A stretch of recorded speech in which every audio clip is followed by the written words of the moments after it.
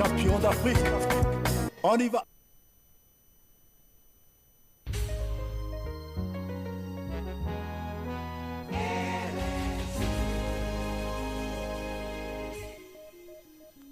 Salam alaikum Sénégal ngi alaikum salam Sénégal ngi nanga def sawa Sénégal ngi maa ngi fi c'est ça. Voilà jërë ngeen jëf yegsi nañ ci pàcc bi ñoo dalalee suñu gan le grand entretien Ramatoulaye Sarr ginnaaw ba mu la nuyoo ma bàyyi la suñu gan tey. maa ngi lay fay bu baax Arona di nuyu auditeurs yi également suñu gan nag di ko dalal muy Cheikh Tidiane Cissé moom mooy président des agriculteurs du bassin arachidier sëñ Cheikh nuyu nañ la dalal ci Salam Sénégal. maa ngi leen di fay bu baax a baax di am kontaan te wax dëgg yàlla di ñëw fay tey jii au niveau de la RTS muy rajo bu mag bi nga xam ne dégg nga maam mooy rajo bu nga xam ne dégg nga maam mooy ndey rajo yi donc ñu am fi teewaay bu nga xam ne dégg nga maam pour ñëw waxtaanee li nga xam ne mooy ay di njàmbat muy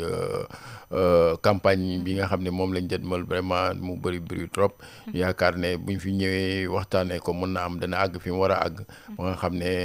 vraiment ñi ci war a jël décision te c'est vrai que décision yi sax ñu ngi ko doon jël ñu ngi ko commencé di jël mais ñu gën koy baral ba nga xam ne li ci war yëpp ñu def ko ba nga xam ne béykat yi fi ñu toll lañ ci mën a kii waaye su loolu weesoo nag damay bëgg a nuyu soxna ci d'abord parce que comme que dama ko bàyyi kër ga mu def garderie bi donc foog dégg nga maam mu nuyu ko sargal ko su loolu weesoo nag mu nuyu suma sëriñ muy sëriñ Siraaji Ñas muy doomi Baay Ñas bu nga xam ne wax dëgg yàlla ñu ngi koy ñaanal gudd fan ak wér da nga naan tàllal suñu loxo mu ñaanal ñu ndax wax dëgg yàlla soxla na ñaanam. jërëjëf alors niñ ko waxee campagne bi tey moom jafe-jafe ñu ngi koy tudd fu nekk naam bu fekkee ni kilifa yi jël nañ ci ay matukaay lan mooy problème bi lan moo tax tey jii ñu gis ay baykat yoo xamante ni daanaka ñu ngi mbapat seen gerte bi campagne bi lan moo ko tënk fi mu ne nii. waaw loolu wax dëgg yàlla moo ëmp ñëpp parce que maa ngi koy waxtaan ak léegi ci couloir bi ak seen directeur bi je pense que ne problème bi mooy que ne li ci war mooy anticipation bi waroon nay mënoon na teeloon na am parce que ñun dañ leen teel a alerter parce que ñoom wax dëgg yàlla soo koy xool dañ def grand résultat au niveau du monde rural sur dégg nga maam la production parce que année bi nga xam ne ñoom moom lañ jëlee pouvoir bi nga xam ne gars yi ñoo préparé woon campagne bi période boobu dégg nga maam résultat yu bon lañ amoon deuxième année bi nga xam ne mooy seen année vraiment ñu ñëw avec dégg nga maam des innovations yu mag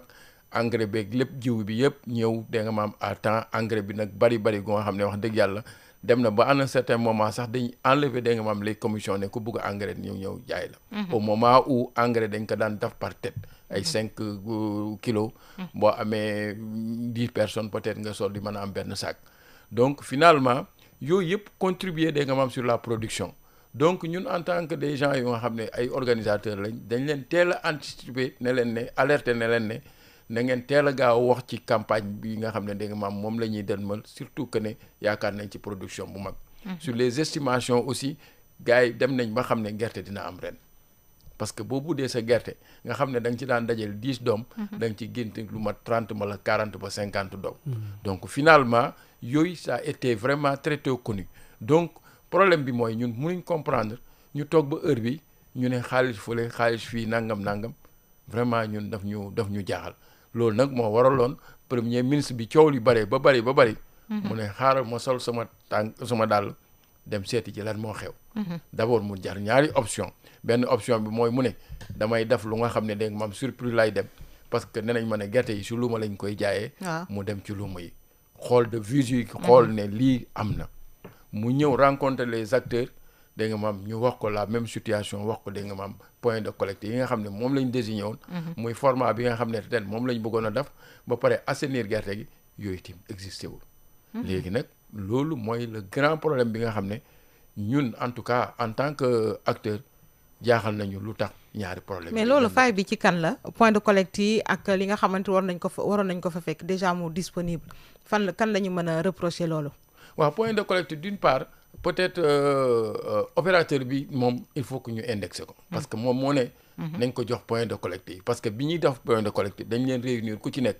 ñu ne la yow fan nga soxla nga ne man soxla naa point de collecte tel pour man fay def sama achat mais problème bi mooy jox nañ leen ko mais au fait ñoom amuñ xaalis dañ layee nag ne nag ñoom seen ñàkkam xaalis mooy parce que État état bi bi daf daf leen leen amel. yoreel bor mais loolu du nga lay. xam ne dégg nga maam mooy lay bi nga xam ne mooy bu war parce que yow balaa ngay laaj point de collecte te yow xam nga ne yoreel nañ la xaalis te yow mën a goo am xaalis waroo na ne point de collecte léegi tim dafa am beneen aspect bu nga xam ne daf ci dugg mooy boo koy xool dañuy jaay affaire u muusante rek ci biir parce que gerte gi dafa déstructuration bu nga xam ne léegi ñoom buñ jëndee prix officiel muy 305 marge de manœuvre bi dafay jafe ci ñoom parce que au niveau de l'usine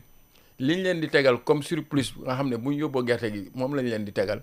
dafay faible par rapport ak abattement bi nga xam ne bu ñu demee parce que léegi déstructuration monde rural bi moo permettre à ce que léegi taaraar amatul donc nit ñi dañuy jaay suuf ak gerte suuf ak gerte boobu nag léegi dafay nekk lu nga xam ne soo ko demee à l'usine dañ la koy abattre léegi nag yow boo demee à l'usine ñu abattre la au minimum 1 tonne rek yow dootoo am question da ngay daanu da ngay daanu léegi nag ci marge de manœuvre boobu lañ nekk pour xool ñoom nan la ñuy baisser prix gerte baykat bi pour mën a am bu ñu demee fële mën a ci abattement am ci abattement bi ñu mën a kii léegi bu ren bi nag moom dafa garaaw parce que 225 ngay jënde ba 250 tu as marge de manœuvre de plus de 50 des fois da nga gis sax plus de 70 francs donc boo demee à l'usine même bu ñu teqee 30 francs yi tu as encore 30 francs de plus booleeg lañ lay dool la donc pour un camion rek tu peux avoir 1 million 500 2 millions donc pour un rien rek boo defee commercialisation tu engranges beaucoup d'argent mais tey sur le dos du paysan tey li ma bëgg a wax moo di yéen bu ñu la dégloo dafa mel ni kon campagne bi peut-être opérateurs yi ñoom ñoo gën a impacté ni nga xamante ni mi ngi doxee ndax ñoom ñi ngi naan dañ leen état daf leen amal ay arriérés yoo xamante ni mais bu rawee bu weesoo ardoise boobu leen état amel ñi ngi wax également que transport bi ñoom nee nañu liñ leen di taxé toujours foofu tey ji tarif bi romb na li nga xamante ni moom lañ leen di fay loolu aussi bokk na ci seen ay ponk. waaw xam nga loolu loo tax ma ne la il faut que situation bi ñu gën ko repenser at parce que loolu c'était des périodes yu nga xam ne biñ ko définir ak dégg nga maam changement yi nga xam ne moo opéré wu fi mu nekk nii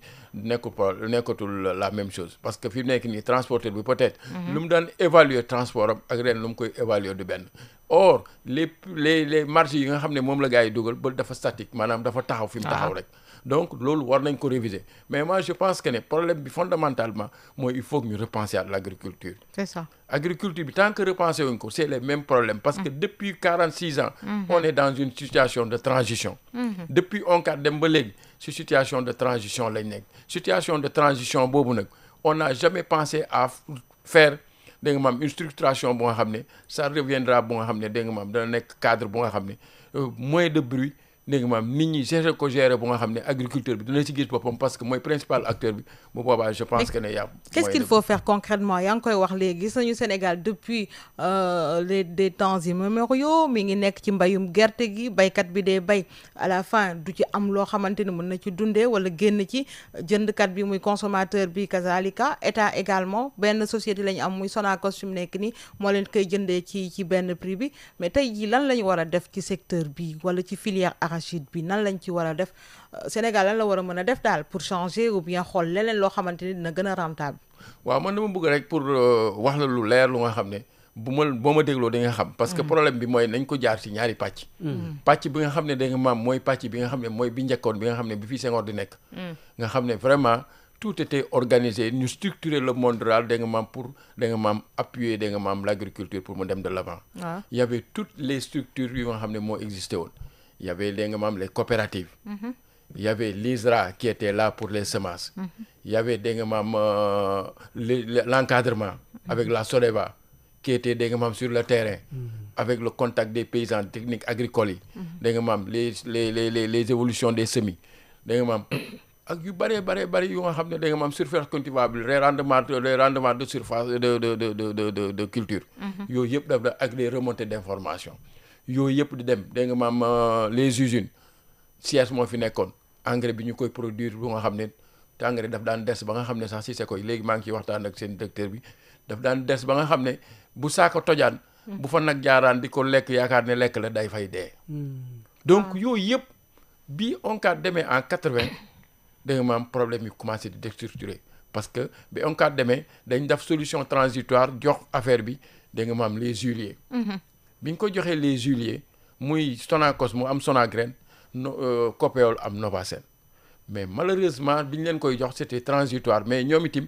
amuñu woon situation mun a réfléchir pour xool li fi nekkoon di déstructurer ñu mën koy defaraat mais finalement ñoom dañ jël affaire bi teg ko ci cadre bu nga xam ne lu mel ni jiwu ñu ne léegi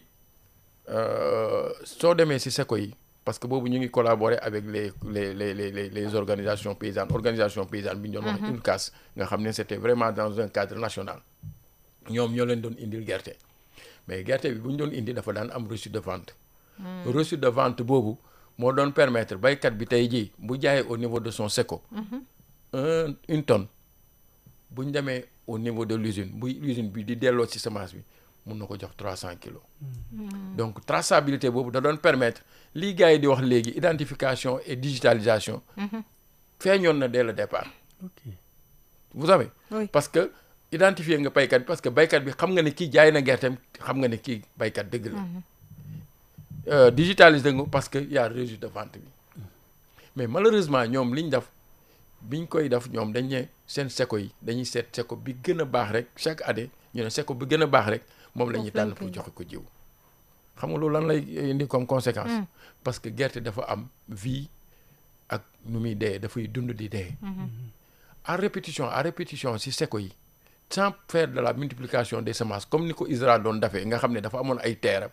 da nga maam di étudier da nga maam les semences xool fu ci nekk da nga maam carte variétale bu ci waree da nga maam mu def da nga maam semence bu ci war ba pare créer ay pré-base des semences naissantes yooyu amatul au niveau da nga maam de ces industries là industrie dañ daan tànn rek di kii yooyu nag di déteindre sur les rendements d'accord ñoom itam ñu dem ba loolu emporter leen Ablaye Wade di ñëw en 2000 mu ne moom itam dafay def situation transitoire mu ne léegi dafay def car usine pour le moment baykat yi war a jël seen gerte moom daf ne woon sax baykat yi nañ jël seen gerte yóbbu mais comme que baykat yi amuñoo doole boobu mu am des intermédiaires yu dugg ci biir des opérateurs yi bi ñu duggee ci biir nag ñoom en 2000 la jël pouvoir bi 2004 mu ne dégg nga maam nañ def la loi d'orientation agro-sylvo-pastorale mu dénk ko waa CNCR mais CNCR si boppam 2004 ba 2024 lañ leen joxoon des directives ne leen ne après ñu évaluer mais ci diggante bi vraiment y avait que de la rédaction mais yamutoon contenu pour revenir à tout ce système d'encadrement là d'accord semence ñëwul ISRA doxatul da nga maam taaraar yi ñëwul dara ñëwul donc tout le temps c'est le même rythme qui est là léegi nag ñoom biñ ñëwee qu'est-ce qu'ils ont dit ñu ne la loi d'orientation agro-sylvo-pastorale il faut que ñu réviser ko ci laay wax ne ñoom ils ont l'an de la loi d'orientation agro-sylvo-pastorale parce que commencé nañ jox ISRA ay terram ISRA dem na nangu terram yi parce que ISRA da doon abal terre yi paysans yi léegi nangu na ay terram pour def des semences ba pare léegi taaraar mu ngi ñëw mais malheureusement fi ñu teg seen tànk foofu laa d'accord ne foofu mënut a dem parce que les coopératives communautaires yi solidaires yi boobu moom du rythme bu baax bi il faut que ñu dellu dans l'orthodoxie coopérative au niveau de chaque commune mais solidaire bi ñuy def nii y a trop de trichement parce que tu vois des gens yu nga xam ne dañuy xëy rek créer seen coopérative du uniforme y a énormément de coopératives boo demee si benn commune bëgg fa fekk 1000 dans tout le Sénégal nga bëgg fekk 2 millions de coopératives tu n'auras pas d'interlocuteurs yu nga xam ne danañ nekk dans un même moule maanaam danañ nekk ci benn cadre or boo defoon nag benn coopérative chaque commune mun nañ engranger au département région ba am bureau national boobu peut être un interlocuteur valable pour le monde rural et un interlocuteur valable pour l'État bu boobaa wax ji dina gën a mën a s'intéresse ci cadre bu nga xam ne mooy bu baax. alors moom premier ministre Ousmane Sonko wax na ci sax àdduna ci bu baax mi nga xam ne ni fi mu nekk nii li ñu gis moo di système bi ci boppam moo baaxul wax na ko gannaaw ba mu génnee dajeeg sax yenn producteurs et tout ça. gis nañu ni du kenn koo xamante ni mi ngi ciy jëlee daal loo xamante ni satisfaction la du état. du industriel bi du paysan bi. ñëpp a jommi système bi ci boppam moo yàqu. ñëpp a jommi waaw. loolu la Aliou Dia di wax mu ne campagne bu ñëw rek da nga gis ñu jommi mais bu ren bi moom ñëpp a jommee ndoor parce que bi mu demee Passy mu ne producteur bi amul lu ko neex opérateur bi amul lu ko neex industriel bi amul lu ko neex exportateur bi amul lu ko neex état bi amul lu ko neex chaîne bi yëpp moo déstructuré donc je pense que ne liñ doon def di ci am ndam waaye ngir yàlla delluwaat ci foofu. yow da nga bëgg ñu delluwaat foofu. foog ñu delluwaat foofu. loolu boobu rek mooy voie de solution bi xam nga lu tax. parce que man je ne peux pas comprendre état a tellement de charge ndem si yàlla Boun Abdallah Dionne moo doon wax mu ne. Sénégal lu ko ci jaaxal mooy sa berceau lañ lay joxe biberon ba ngay dee yaa ngi naan biberon mais ñun dañ war a am autonomie. le paysan quand il aura une organisation bu forte. mun na am autonomie xam nga lu tax. parce que yow bu nekkee ne am nga une structure nationale. plus-value bi nga xam ne moom la opérateur bi doon gagné. di jël affaire bi di yóbbu usine. c'est que bu nekk mën nga am loo am ci poids nga yóbbu ko à l'usine plus-value boobu dafay dellu si yow. exportateur bi fi nekkoon dégg nga maam di def lu yooyu di def l'exportation tâche bu nga xam ne moom la organisation bi mënoon def c'est que bu nekk. poids bi nga am boo jaayee à l'usine mu des poids. organisation nationale bi mun na dem uti ji des protocoles au niveau international xool ku bëgg a jënd gerte mu ne leen am naa gerte tant bu boobaa c'est que bu nekk. ñu xool lan nga dese ñu identifier ko dégg nga moom mettre ko sur paquet ngeen yóbbu jaaye ji xaalis boobu dellusi xam nga loolu bu yàggee. semence dootu amati problème parce que xam nga semence lim ciy daj rek nee na semence moom lim ciy daj rek moo ëpp sax li muy daj ci commercialisation. mais baykat bi bu nekkee ne organisation paysanne bi la lever semence boobu dafay jeex parce que boo joxee baykat bi semence daf lay delloo si at semence donc état dootu ci dugal 1 franc. mais tey est-ce que yaakaarul leen ni di ngeen dem ba rejoindre option premier ministre Ousmane Sonko li mu waxee ni peut-être dañu war a arrêter subvention bi nga xam ne état mi ngi koy def ci ëtt bi yóbbu orienté ko ci mécanisation ak irrigation su boobaa dinañ mën a tabax suffisamment de forage ak yi nga xamante ni baykat bi dina ko soxla ba mën a suqali li nga xamante ni moo di outil de travail am. loolu mooy méconnaître nag le monde de semence. ah bon xam nga lu tax. parce que semence dafa am nu muy dundee ak nu muy dee. parce que boo génnee état c'est son devoir régalien la pour muy yore semence. jàppale ko moom mooy yore semence parce que semence ay chercheurs ñoo koy seet. ñoo koy naître loo baykat bi damay dégg baykat yu bëri wax ne nañu état bi génneel semence loolu mooy ñàkk a xam parce que yow comme li usine bi xam nga léegi wax naa la ne Sonacos bi mu fi nekkee ak Novasen ñoom lu ñu doon def mooy que ne semence bi dañ daan seet seko yi gën a baax rek mais baykat bi bu jëlee ne moom chaque année muy jël semence am bu gën a baax tànn mais semence bi dafay dee à un certain moment dañ ko war a déclasser yóbbu ko à l'usine donc dootul amati rendement. donc il faut ñuy renouveler le capital loolu la ñuy wax renouvellement du capital semencier il faut que semence bi beesaat pour dawaat quelques années parce que comme nit la rek lépp luy dund alxuraan sax da ko wax lépp luy dund dafay dee donc man su ma amee 1 an mais bu may gën a jege 70 ans rek maa ngi espérer dee déclassement jënga maam ñu yóbbu ma ci sëg yi ma uy ji yàlla donc loolu la gerte mel aussi donc je pense que ne devoir régalien la peut-être moom charge boobu la doon jéem a wàcce mais charge bi daf koy teg ci kaw paysan bi ci kaw organisation bi moom dootuñ bokk ci lenn parce que état dafa am li devoir régalien boo demee fi mu nekk nii au niveau de nga maam de l'Europe ay 15 ministres la ñu am dafa am des charges yu bëri yu génn ba nga xam ne ñoom dinañ mën a gérer seen gouvernement yi parce que léegi organisation paysanne Europe yi mais amul lu leen di toit bi di defal peut-être subvention pour ñu génne gerte gi la yooyu pour mën a jaay ji à l'extérieur pour compétitif mais li ci des yëpp kii ñoo koy defal seen bopp paysans yi ñoo koy defal ñooy jënd seen machine parce que coopérative yi forte la ñu am buñ taxawee ne nguur gi lii lañ dañ dem sax ba siège dégg nga maam communauté européenne di def dégg nga maam des trucs yu nga xam ne dégg nga maam pour dégg nga maam l'intérêt du monde rural mais su loolu amul yow nga bugg a yenu baykat yi bugg a yenu dégg nga maam enseignants yi bugg a yore dégg nga maam la santé bugg a yore leneen te yow yaa ngi yore dégg nga maam des trucs de souveraineté police santé éducation yooyu yéen la war a vocaliser yu bëri déchargé wu dégg nga maam nit ñi yore ko seen bopp mi ñoom dañ bugg di couver nit ñi daf leen ay kii comme ni mun doon wax dañu jox biberon bañ màgget mais loolu mënut a nekk amuñ meew mu ñu mën a jox bañ màgget loolu mënul nekk donc loolu mooy problème bi. alors sëñ bi Cissé dama bëggoon rek ñu ñëw ci benn communauté étrangère le chinois bi pour ne pas la nommer gis nañ ni ren teewaay bi nga xam ne doon na ko def ci campagne bi baykat yi daan nañ ci gis seen bopp tey jii seen ñàkk teewaay ban njeexital la ci am. problème bi mooy que ne xam nga chinois yi le problème qui se pose mooy que ne bi ñu leen di contacter pour ñu ñëw fii c'était parce que dañ daan am surplus à peu près industrie xawoon na nërmelu mënu ñëw na jël lépp léegi nag le problème qui se pose mooy que ne man gisuma ne ñoom mën nañ ñàkk a ñëw mais ñoom itim dañuy teg ay lobby yu nga xam ne mënu nekk parce que avec connivence su dégg nga maam ñi fi nekk parce que ñoom ren dañu ne woon ne gerte gi 225 la mën a jar. mais finalement comment se fait-il que ñu d'accord ne léegi nañ leen génneel le taxe 40 francs bi dégg nga maam ñu mën a dem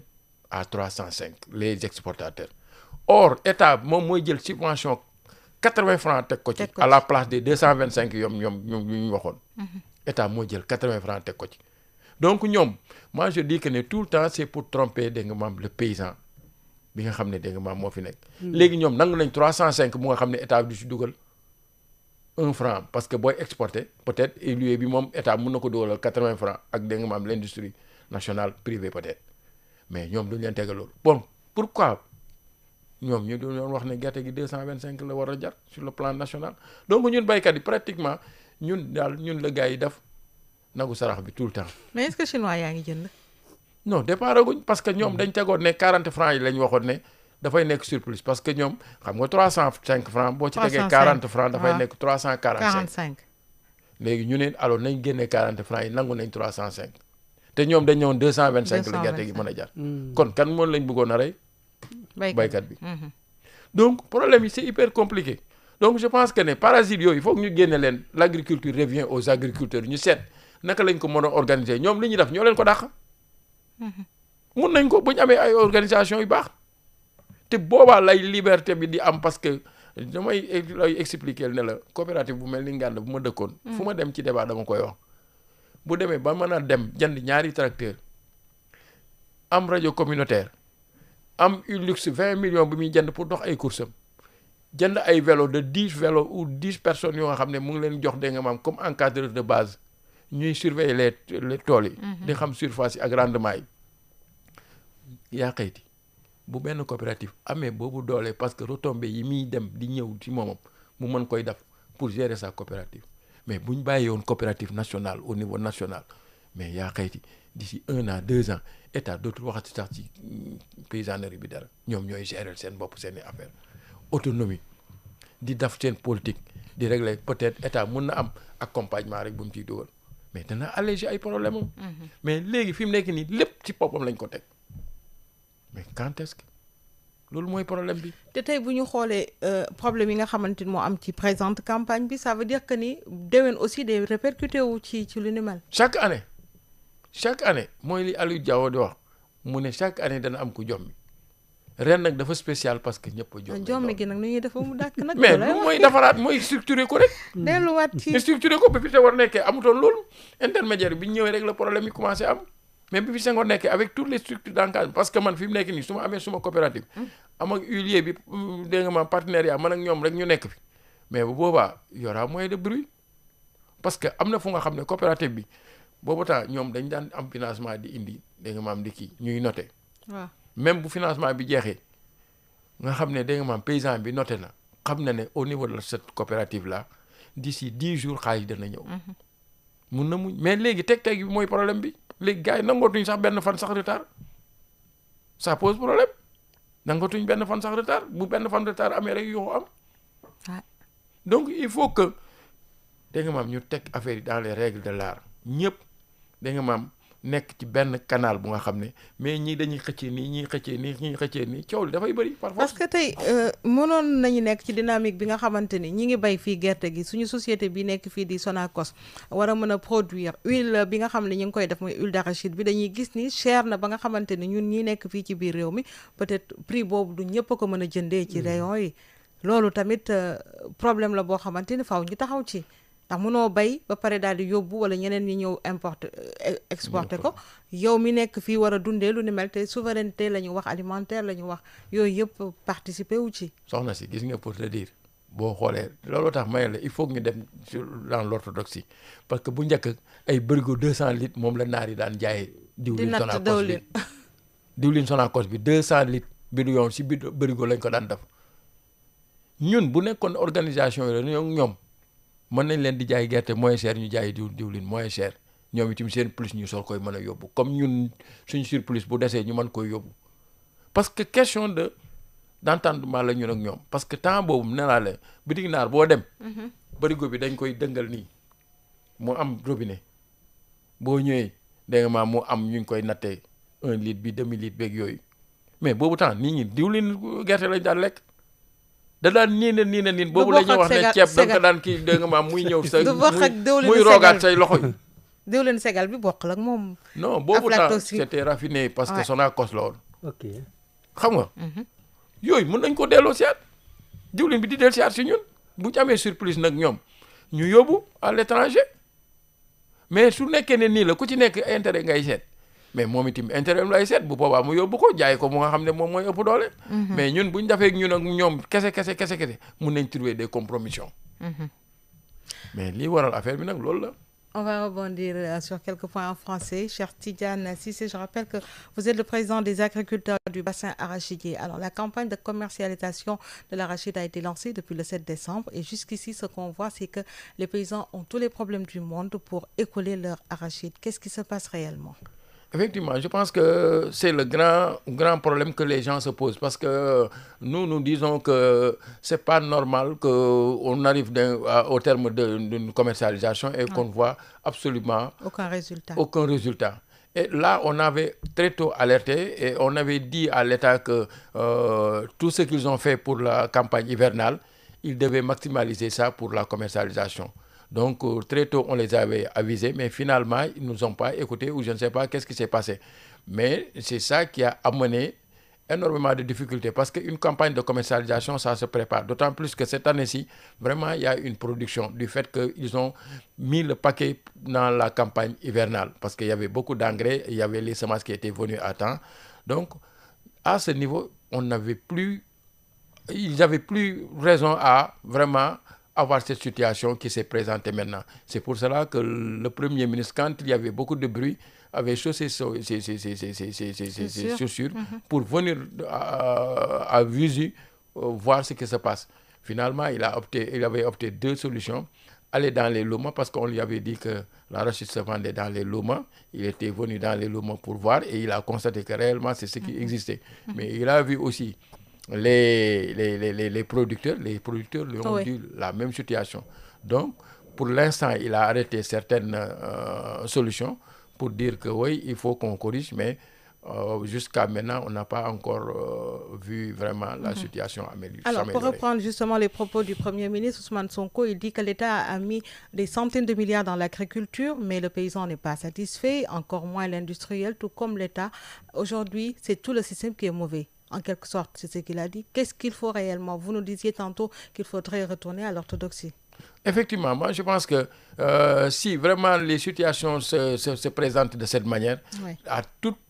commercialisation, il y aura toujours des débordements ou bien des problèmes qui vont se poser. Et c'est le président Lydia qui disait qu'à chaque campagne, il y a un coup de jommi. Pour cette année-ci, il y a un jommi. Tous les acteurs, le producteur, l'industriel, l'État, les intermédiaires, tous dañ jommi.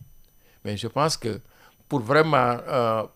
faire quelque chose vraiment de béton, il faut qu'on revienne à l'orthodoxie. Parce qu'en son temps, il n'y avait pas de problème. Parce qu'avec Senghor, il y avait les structures d'encadrement, avec tout ce qui s'accompagnait, et ça faisait de sorte que vraiment, on avait des bons résultats, et en même temps, vraiment, il n'y avait pas de bruit. Mais depuis la structuration, depuis 46 ans, la situation de transition n'a pas été réglée. Depuis la Sonacos, qui était là après la disparition de l'ONCAD en 80, il n'y avait pas une suivi de la recapitalisation du capital semencier. Ceci avait déteint sur les rendements. Et à partir des rendements, Abdoulaye Wade était venu en 2000 pour dire qu'il faut qu'on fasse une transition. Il avait amené Caro Usine. En 2004, il avait dit qu'il faut qu'on repense la loi d'orientation agro-silvopastorale. On avait confié ça à la CNCR, mais finalement, ça n'avait pas marché. Parce que 20 ans durant, il n'y avait absolument rien. Et moi, je dis que pour ces gens qui sont venus, bravo pour eux, parce que je leur atteste la loi d'orientation agro-silvopastorale de l'an 1. Parce qu'au moins, ils ont commencé à amener l'ISRA. L'ISRA a commencé à prendre ces terres qu'il avait donné ça aux paysans. Ils ont commencé à amener les crimes.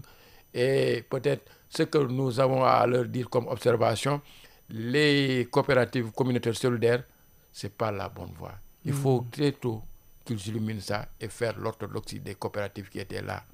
avec les coopératives communales. Et à partir de là, on aura un bureau communal, départemental, régional et national. Et structure nationale là sera l'interlocuteur valable pour le monde rural et autant pour l'État. Et il faut penser également au renouvellement du capital semencier. Voilà, parce que c'est ça. Parce qu'avec le renouvellement du capital semencier, c'est là où ça pourrait être vraiment quelque chose de très possible. Parce que quand l'ISRA prendra ses champs, et nous disons, je l'ai oublié, parce que moi je ne peux pas comprendre des gens qui sont là, qui sont en train de bousculer l'agriculture familiale, on devait les affecter sur les semences. Parce que vous savez, dans toutes les spéculations, on importe pratiquement les semences. Et il y a énormément d'argent qui sont sur les semences. Donc moi, je pense que ces opérateurs qui sont là en train de bousculer la production familiale, il faut qu'on les affecte avec leur argent sur les semences. Parce que quand il n'y a pas de semences, il n'y aura pas de rendement. Donc il faut qu'ils aillent là-bas, mettre de l'argent sur là-bas. Parce qu'un opérateur peut perforer un forage, peut-être faire des irrigations en partenariat avec l'ISRA. Ils verront comment il faut faire en appuyant l'ISRA, parce que l'ISRA c'est une structure technique, et à partir de là-bas, je pense que peut-être on pourra avoir les semences d'oignons, les semences de pommes de terre, et ça reviendra à l'État, parce qu'on ne peut pas faire perdre des devises pour acheter des semences et les revenus. Ça va créer un problème de balance commerciale. Donc je pense que à ce niveau, si vraiment les choses sont réglées dans les règles là, on pourra avoir une situation meilleure que ce qui se passe à l'État. Merci beaucoup, M. Cheikh Tidiane Cissé, qui, je rappelle, est le président des agriculteurs du bassin arachidier. Salam Sénégal, mi ngi lay jaajëfal. Merci beaucoup, jërëjëf. maa ngi leen di jërëjëf bu baax a baax am naa kontaan trop. Merci Arona. yaakaar naa ne dinañ ñu dégg ci seen émission yi, parce que yéen moom wax dëgg yàlla. Merci beaucoup ñu ñuy déglu ngeen. merci beaucoup Cheikh Tidiane Cissé, Ramatoulaye jërëjëf. Alors li ñu waxtaanee ak sunu gan nag mbokki auditeurs yi dañ leen di ubbil boomu jokkoo bi léegi-léegi ngeen ànd ak Adja Fatou Sarr ngeen mën ci réagir incha allah suba naa dellu si ci seen matinal Salam Sénégal. Salam alaikum Sénégal ngi maaleykum salaam Sénégal ngi nanga def sawa Sénégal ngi maa ngi fii c'est ça Sénégal ngi. rajo Sénégal indi ay coppite ngir li gën waaye ngir li leen di bégal rajo Sénégal.